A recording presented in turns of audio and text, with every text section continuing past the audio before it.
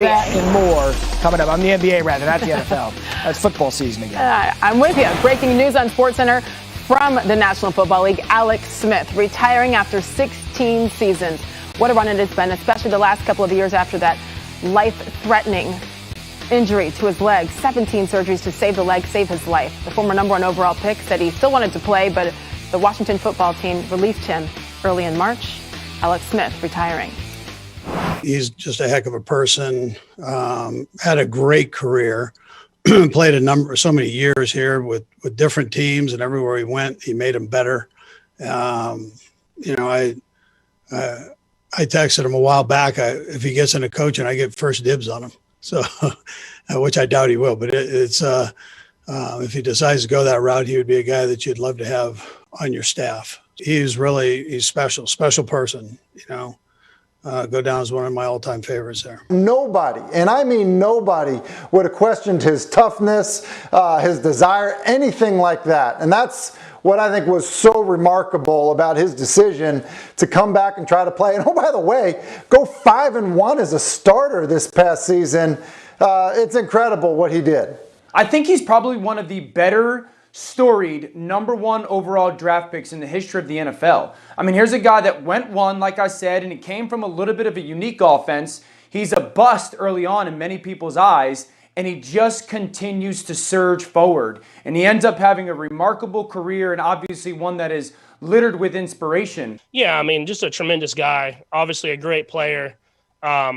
Dealt with adversity throughout his career and always seemed to come on top and to be the better from it. And someone that he's dealt with different coaches, he's dealt with different systems, and he's always had success. And then obviously with the injury that he had, to be able to come back and lead his team into the playoffs, it shows the type of man that he is, the type of team player that he is.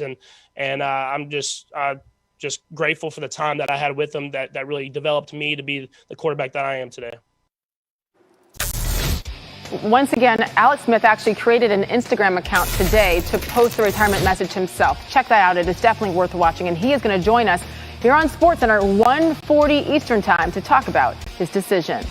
Now to the NBA, injuries continue to plague the Nets and Kevin Durant specifically. He left early in the first quarter against the Heat after suffering what the team is calling a left thigh contusion. Nets head coach Steve Nash said that Durant is going to be reevaluated today to determine whether any further testing or imaging is needed. As for his status, our NBA reporter Malika Andrews.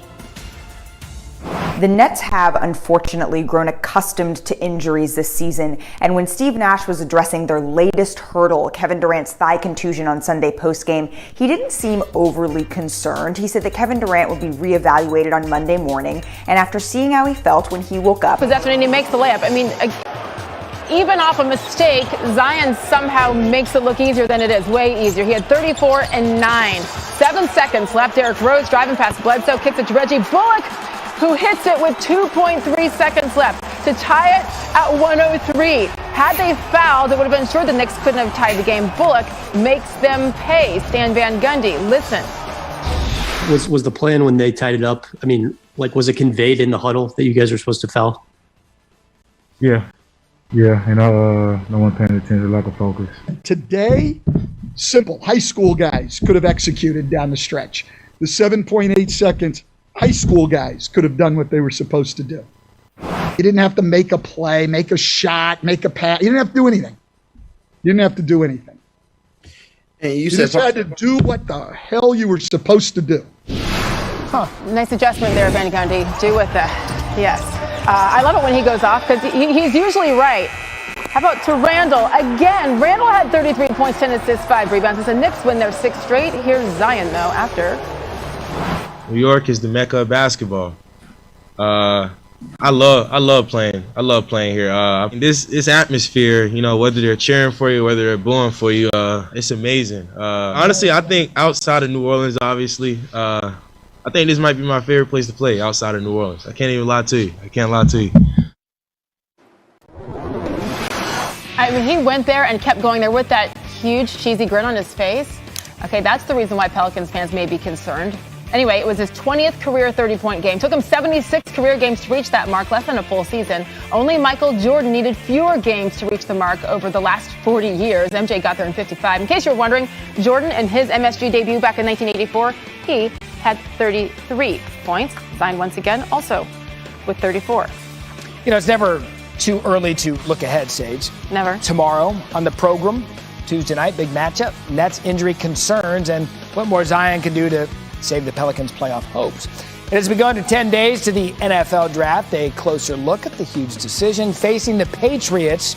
Should they, in fact, trade up to get a quarterback? And speaking of quarterbacks, our Kirk Herbstreit goes one-on-one with Zach Wilson, how he may be suited to handle the New York pressure if the Jets indeed select him number 2 overall. That tomorrow, this today, and why we love sports. Final round of the RBC Heritage, the tournament after the Masters. Stuart Sink looking for his first one at Harbour Town. You're up 3, and look, there's water to the left of that hole. He sinks the putt. His son Reagan's having a good laugh at it. Sink now 4 strokes up with 1 hole to play. And then on 18, this is the moment I loved. Father and son walking up the fairway together, pointing at their family. Mom is tearing up. 4 strokes. An emotional day for the Sink family as they get a win on the PGA Tour. It's just like the time we get to spend joking around, walking on the fairway. It's awesome. It's the best. It really is. I don't know if I have words. I mean, it just keeps getting better. But Connor, he just flew in, changed that end. When I was walking Augusta National when we were there a couple of weeks ago, I happened to see Stuart and his son Reagan on the 15th hole. I just happened to catch up with them during the practice rounds. And Stuart was giving his son Reagan, he's like, Reagan, this is why we can't miss lefts during the tournament. If we're over here, we have no shot to go for it in 2. So to be up close and personal, to hear them, that beginning of the relationship in terms of caddy and player, it's really fun to watch. Absolutely amazing. It's so unique. I just can't imagine, honestly, as the father, trying to be the pro and play, trying to keep that out of your mind. Right. And focus on the game and not the emotions. Fortunately, his wife on the side there was not able to, and I think that's what it's all about. Did son get one back with dad and be like, Dad, how'd you miss that putt? You are awful. By the way, both Georgia Tech, right? Go to your room. You're grounded. Yeah, not so much. Yeah, Georgia Tech. Oh, good one for the Yellow Jackets. Good one for us. Top of the hour here on SportsCenter. So much to get to. The countdown to the NFL draft continues. How can the Dolphins build around Tua? What they must do to support their young quarterback. Now, Darren Boone said the Yankees have been getting punched in the mouth. What's the real level of concern for the AL East's last place team? Plus, Stephen A. Smith weighs in on whether or not Steph Curry is the biggest offensive weapon in the NFL as we speak. All of that as his practices, 15 minutes max first 2 games, and then ramp up from there. Yep, makes sense. Baby steps, and you understand why for sure. Meantime, how about LeBron? He injured his ankle about a month after AD got hurt. That was back on March 20th. So, Dave, what is LeBron's status?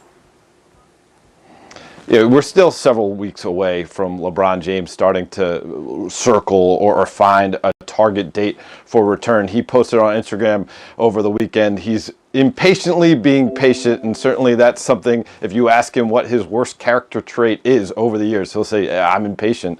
And so this has been a process for him, but again, the mentality with the organization ever since he suffered that high ankle sprain when Solomon Hill of the Atlanta Hawks crashed into his leg was, we need you right for the postseason. Unless we have LeBron James at the highest level he can deliver as a 36-year-old in year 18, our championship chances are going to be dashed out the window. And so it's all about using this time to get healthy. He'll have a little ramp up towards the end of the regular season, be back healthy for the jersey or the banner hanging on May 12th.